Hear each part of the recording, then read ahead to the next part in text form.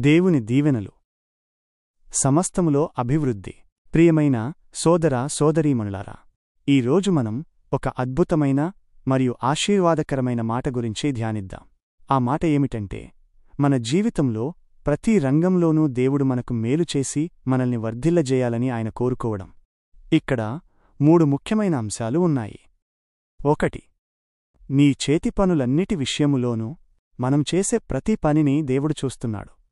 అది చిన్నదైనా పెద్దదైనా, ఉద్యోగం, వ్యాపారం, ఇల్లు చక్కబెట్టుకోవడం లేదా ఇతరులకు సహాయం చేయడం, ప్రతిదీ మన చేతి పని కిందకే వస్తుంది. మనం కష్టపడి నిజాయితీగా పనిచేసినప్పుడు దేవుని ఆశీర్వాదం మన శ్రమపై ఉంటుంది.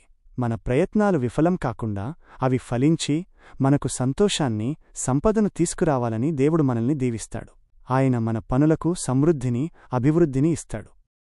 2. నీ గర్భఫల విషయములోను.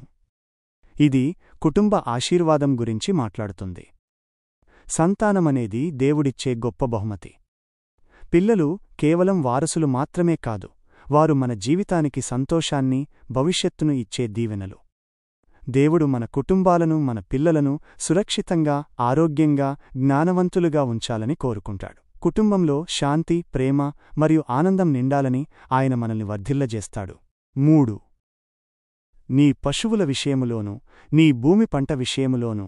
ఈ దీవెనలు ముఖ్యంగా ఆర్థిక స్థిరత్వం మరియు సమృద్ధి గురించి చెబుతాయి. పాతకాలంలో పశువులు మరియు పంటలే ప్రధాన సంపద. ఈరోజు మనం దీనిని మన ఆస్తులు, మన ఆదాయ వనరులు అని అర్థం చేసుకోవచ్చు. మీరు చేసే వ్యాపారం కావచ్చు, మీరు పెట్టుబడి పెట్టిన అంశం కావచ్చు, మీరు సంపాదించే ఆదాయం కావచ్చు.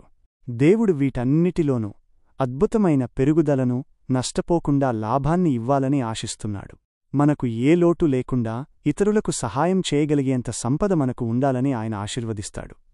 ముగింపులో ఈ మాట దేవుడు మన పట్ల కలిగి ఉన్న నిరంతరమైన ప్రేమను, సంరక్షణను తెలియజేస్తుంది. మన జీవితంలో ఏదీ కూడా చిన్నదిగా లేదా అముఖ్యమైనదిగా ఆయన దృష్టిలో లేదు.